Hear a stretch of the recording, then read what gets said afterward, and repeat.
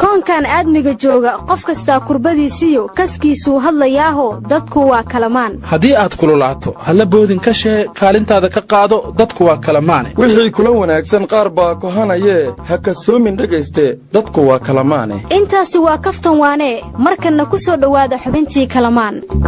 dharka kan caddayste jidka dhinac maraaye dhibka diidayo war heesta saas me'eniyow inkugu dheeloy dhulka qoda hoos u dhaadhacay aynu dheregne xaax war ninku cod xaraara war heestu saas maana ku dheelin jaalla dhoobada anna dhagaxa dhisma weeye kii ka dhuunto dhibka diido dhaxal kuma lihid war sidaas maahaniyow wixii dhacayaba dhankiisa hayaha waddaniga dhabta allow dhawr war sidaa maahana waxay ahayd wadaan dhilitoy sacaa dharag ma leh oo ninkaa dhimay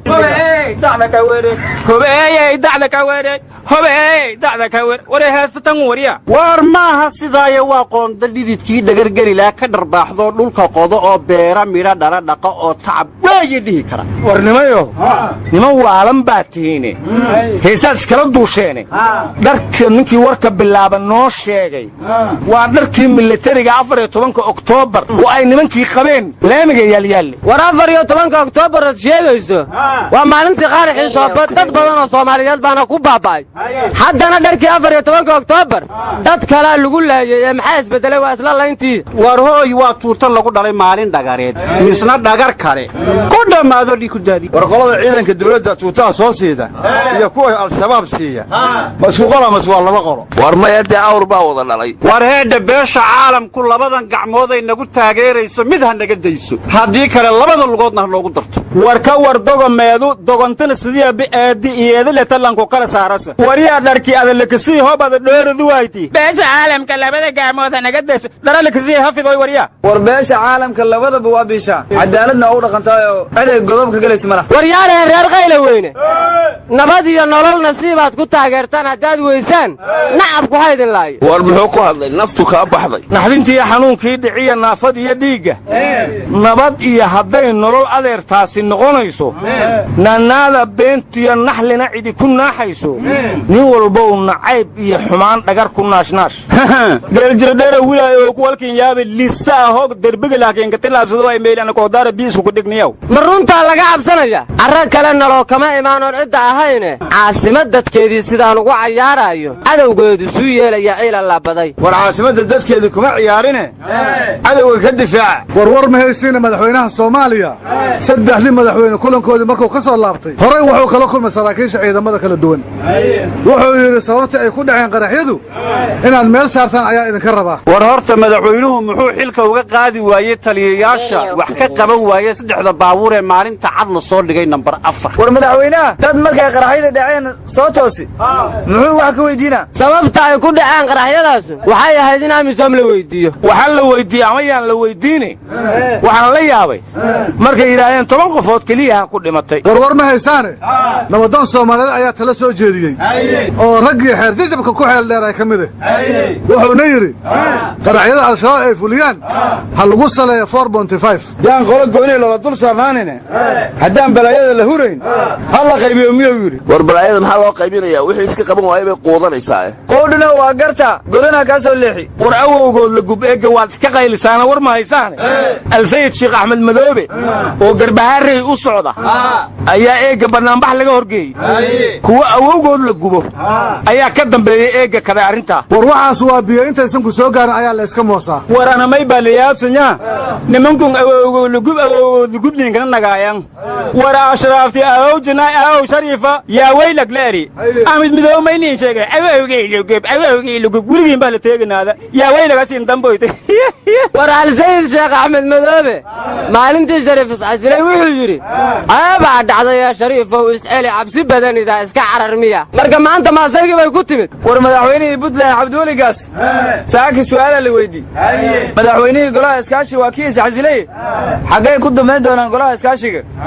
markaasuu yidhi su'aashiisa ay dambaysay su'aal kale ka muhiimsii weydii war su'aashaasi ma silly question have not answer ba war ceeb sheegis ceeb dugdugisa ka fiicaniyo madaxweyne waar aman dheera isdhiibi shariif laka takhlusay ogsagnaba haafna ambuul arab saarango ahmed midowr hatalka garguurido hay abduwali gaasna sama finalka laka qaatimaysade wasii sheegay reed awkay libaaho shantii shal goytay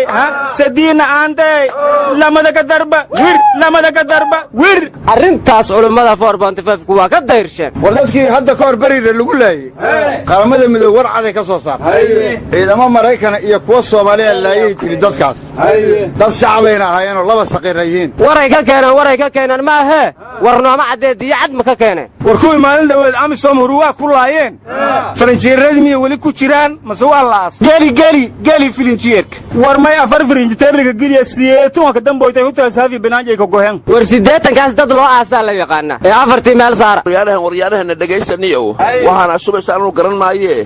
madaxweynaha Jamhuuriyadda Soomaaliland Muuse Biixi Cabdi golihii wasiirada ayuu isku shaandheeyay badna cirku u diray badna dhulku u daayay war Mustafa Cagtar madaxweynihii Soomaali State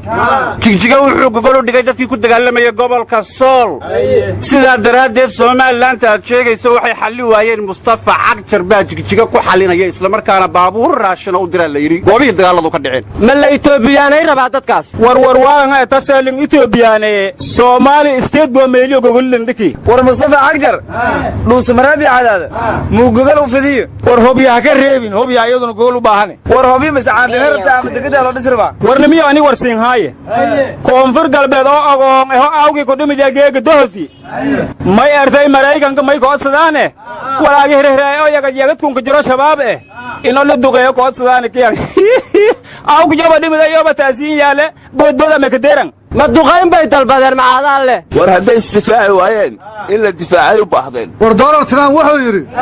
Yurub tabar ma lehe awoodayda ku gambadaano war ma Twitter kugu soo horay ma war Donald Trump baad maantana geedka keenteen war niyo geedku soo doqol ma waaye maaha cid kasta waska ka soo hangagaaraysaa wariya inaan nisgafa boy wariyada ra'iisul wasaaraha Itoobiya Abiy Ahmed wuxuu yidhi mustaqbalka Soomaaliya Eritrea iyo Itoobiya hal madaxweyne yeelanaysa talow kaasma Muuse Biixi war balu yarkaada adigu risaaladu buli kuma soo gaarin war ninka madaxweynaha geeska Afrika noqonaya soo farmaajo maaha war waa ra'iisul wasaare khayr madaxweynaha Confederation wala dhan hoobel iska daraw Ismaaciil Murgeyli madaxweynaha nagade war Shariif Xasan baa isku casilay inuu noqdo madaxweynaha geeska Afrika war Shariif Xasan kaamirada nabad inoo lahaa samee looma ogolo marka xafna madaxweynaha Soomaaliya noqonaya war Soomaaliya waaba laga gudbaa kullo geeska Afrika la maraya markaas ma Soomaaliya maamul goboleed bay noqonaysaa 4.5 baan wax lagu qaybsan war ma hooga dameer garowsiga ma maamul goboleed no 4.5 waa 4.5 wariya Abi Ahmed 4 milyan imaaraad ku siiyay soo fahminayna warkada bidaarta